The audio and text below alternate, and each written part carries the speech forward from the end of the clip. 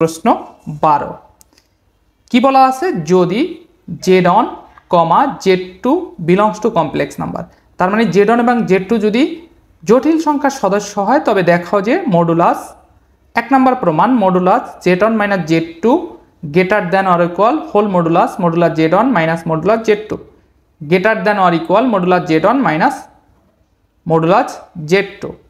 দ্বিতীয় প্রমাণে যেটা আছে সেটা হচ্ছে modulus z1 + z2 greater than or equal whole modulus z1 minus modulus কি z2 greater than or equal modulus z1 minus modulus z2। প্রশ্ন 12 1 আমরা প্রমাণ করব। তাহলে এখানে অসমতার বাম পক্ষে কি আছে মডুলাস z1 - z2 এটাকে আমরা স্কয়ার চিন্তা করব। তাহলে এখন মডুলাস z1 - z2 কি স্কয়ার সেটাকে কি লেখা যায় z1 - z2 into z1 - z2 বার। তাহলে কোন আঙ্গিকে এই যে মডুলাস z স্কয়ার সমান কি z ইনটু z বার। তাহলে আমরা এই z1 - z2 কে কি ধরবো z ধরবো। তাহলে মডুলাস z স্কয়ার তাহলে কি হবে ইকুয়াল z ইনটু z বার।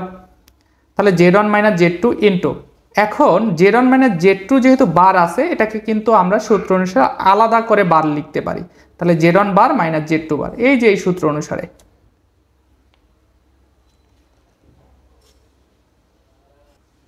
তো তারপরে এই লাইনটা কিভাবে আসলো এই লাইনটা কিন্তু আমার এই লাইন থেকে আসছে। তাহলে এর পূর্ববর্তী লাইন এটার আগের লাইনটা ছিল এরকমের z1 - z2 into z1 bar minus z2 বার। তাহলে এই z1 দ্বারা এই দুটাকে গুণ করতে হবে মাইনাস z2 দ্বারা এই দুটাকে গুণ করলে এই যে এই টার্মটা আসে। তো তারপরে আমরা এইখানে z1 ইনটু z1 বার আর z2 ইনটু z2 বার এটাকে একসাথে লিখলাম। তারপরে এই মাইনাসের যে পদ দুইটা আছে এই পদ থেকে আমরা কি কমন নিলাম মাইনাস সাইনটা কমন নিলাম। তাহলে কি থাকবে z1 ইনটু z2 বার প্লাস z1 বার ইনটু z2।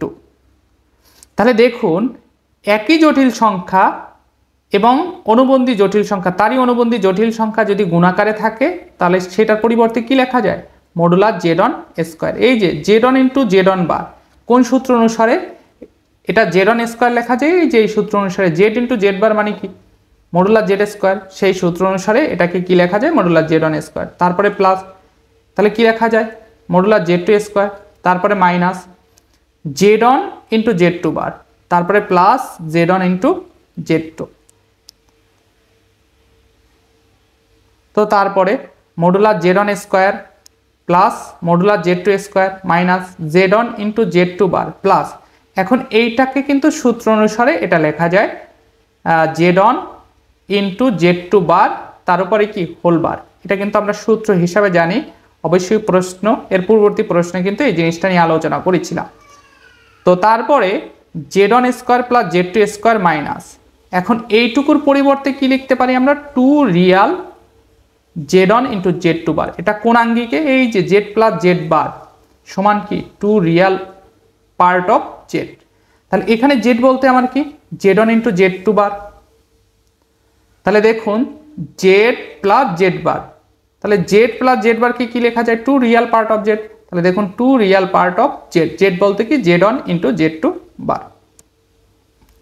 তো তারপরে এখন এরপরে কি লিখেছি আমরা বাম পক্ষে যেটা ছিল সেটা লিখে দিলাম মডুলাস z1 - z2 স্কয়ার। তারপরে এখানে কিন্তু আমরা গ্রেটার দ্যান অর ইকুয়াল লিখেছি। এটা কেন লিখেছি একটু পরে আসতেছি। তাহলে এখানে কি আছে modulus z1 square plus z2 square তারপরে মাইনাস। এখন একটু খেয়াল করি এইখানে সূত্রে এই যে 2 রিয়াল পার্ট অফ z এইটা কিন্তু বড় কার থেকে বড় 2 ইনটু মডুলাস z এর থেকে বড় অথবা সমান। তাহলে আমি এইটুকুর পরিবর্তে যদি 2 ইনটু মডুলাস z চিন্তা করি তাহলে এই যে এইখানে যে মানটা ছিল এই মানটার থেকে এই মানটা কি বড় অথবা সমান। তাহলে আমি সমান ধরলে কি থাকবে সমান থাকবে বাম পক্ষের সাথে। আর যদি এইটাকে আমি বড় ধরি তাহলে আমার এই যে ডান পক্ষটা কি হয়ে যাবে যেহেতু এই পিছনে মাইনাস আছে তাহলে ডান পক্ষটা কি হয়ে যাবে ছোট হয়ে যাবে। তখন ডান পক্ষ ছোট হয়ে গেলে বাম পক্ষ কি হবে বড় হবে যার কারণে গ্রেটার দেন।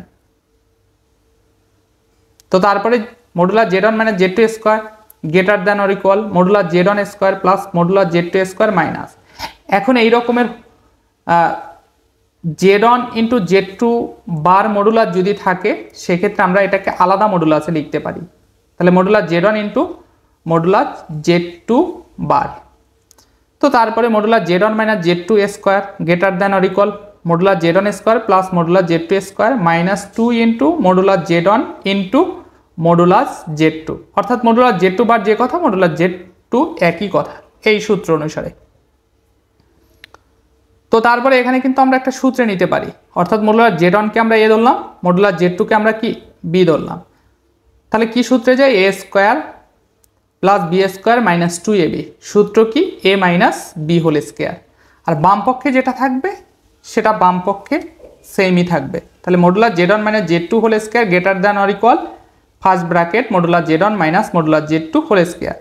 তো অসমতার উভয় পক্ষ থেকে পাওয়ার ক্যান্সেল, অর্থাৎ এইখানে যে পাওয়ারটা আছে একই পাওয়ার ক্যান্সেল, তাহলে থাকবে কি মডুলাস Z1 মাইনাস Z2, আচ্ছা এ লাইনে না পরবর্তী লাইনে পাওয়ারটা ক্যান্সেল করব। তো দেখুন modulus Z1 minus Z2 square greater than or equal. এখন এই modulus Z1 minus modulus Z2 এর পরিবর্তে কিন্তু আমরা এটা লিখতে পারি। কেন লিখতে পারি? এই যে এই সূত্র অনুসারে। এখানে সূত্রটা কি আছে? Modulus Z1 whole modulus modulus Z1 minus modulus Z2 greater than or equal modulus Z1 minus modulus Z2। তাহলে এইখানে গ্রেটার দ্যান বাদ দেই, আমরা ইকুয়াল চিন্তা করি। তাহলে modulus Z1 minus modulus Z2 এর পরিবর্তে কি লেখা যায়? Whole modulus modulus Z1 minus modulus Z2, সেই জিনিসটাই কিন্তু আমরা করেছি। এখন আমরা উভয় পক্ষের পাওয়ারটাকে কি করব? ক্যান্সেল করব। তাহলে টু টু ক্যান্সেল, থাকবে কি modulus Z1 minus Z2 greater than or equal whole modulus modulus Z1 minus modulus Z2। এটা হচ্ছে আমার 1 নং সমীকরণ। আবার আমরা জানি কি এই যে এই সূত্রটা আমরা লিখে দিলাম। তাহলে whole modulus modulus Z1 minus modulus Z2 greater than or equal modulus Z1 minus modulus Z2, এটাকে 2 নং সমীকরণ ধরলাম। এখন একটু খেয়াল করুন, এইটার থেকে এই যে এই টার্মটার থেকে এই টার্মটা কি বড়? অর্থাৎ modulus Z1 minus modulus Z2 বড় কার থেকে? Whole modulus modulus Z1 minus modulus Z2 থেকে বড় অথবা সমান। আর এইখানে যে আমরা জানি দিয়ে যে সূত্রটা লিখেছি সেটাকে কি লিখেছি? Modulus whole modulus modulus Z1 minus modulus Z2 greater than or equal modulus Z1 minus modulus Z2, এইটার থেকে এটা বড়। তার মানে যেটা আমরা লিখতে পারি, তার মানে এই মডুলাস Z1 মাইনাস Z2 অবশ্যই সবার থেকে বড়। তাহলে এইটাকে যদি আমরা কম্বাইন্ড লিখি তাহলে লিখতে পারি এভাবে, ফার্স্টে মডুলাস Z1 মাইনাস Z2, তারপরে greater than or equal whole modulus modulus Z1 minus modulus Z2 greater than or equal modulus Z1 minus modulus Z2। এটাই কিন্তু আমার প্রমাণ করতে বলছে, প্রমাণিত বা দেখানো হলো। এখন 2 নম্বর প্রমাণের ক্ষেত্রে যে কাজটা আমাদের করতে হবে, খুবই ইজি জিনিস যেটা করতে হবে সেটা হচ্ছে এইখানে শুধু Z1 2 নম্বর প্রমাণের ক্ষেত্রে এই মাইনাসের জায়গায় শুধু প্লাস। তাহলে এই মাইনাসের জায়গায় যদি প্লাস আনতে হয় তাহলে আমাদের কি করতে হবে? এই Z2 এর স্থলে মাইনাস Z2 বসাতে হবে। তাহলে দেখুন এখন Z2 এর স্থলে মাইনাস Z2 বসিয়ে পাই, তাহলে Z1 মাইনাস Z2 এর স্থলে মাইনাস Z2, যেখানে Z2 আছে সেখানে মাইনাস Z2, ঠিক আছে? তো তাহলে মাইনাসে মাইনাসে কি হবে? এখানে মাইনাসে মাইনাসে কিন্তু আমার প্লাস হয়ে যাবে, মাইনাসে মাইনাসে কি প্লাস। তাহলে দেখুন modulus Z1 plus Z2 greater than or equal whole modulus modulus Z1 minus. এখন যে কোনো জটিল সংখ্যাই যদি নেগেটিভ থাকে মডুলাসের ভিতরে সেটা অলওয়েজ পজিটিভ। এই যে এখানে সূত্র লেখা আছে মডুলাস Z সমান মডুলাস মাইনাস Z, একই। তাহলে এখানে মডুলাস মাইনাস Z2 এর পরিবর্তে আমরা মডুলাস Z2 লিখতে পারি greater than or equal modulus Z1 minus, এখানে মাইনাস Z2 যে মডুলাস আছে সেই মডুলাস মানে মডুলাস মাইনাস Z2 এর পরিবর্তে আমরা মডুলাস Z2 লিখতে পারি। তাহলে এইটাই কিন্তু আমার 2 নম্বরে প্রমাণ করতে বলছে, এটাই প্রমাণিত বা দেখানো হলো। তার মানে 2 নম্বর প্রমাণটা কিন্তু সম্পূর্ণ 1 নম্বর প্রমাণের উপরে নির্ভরশীল। আশা করি প্রমাণ দুইটা ক্লিয়ার।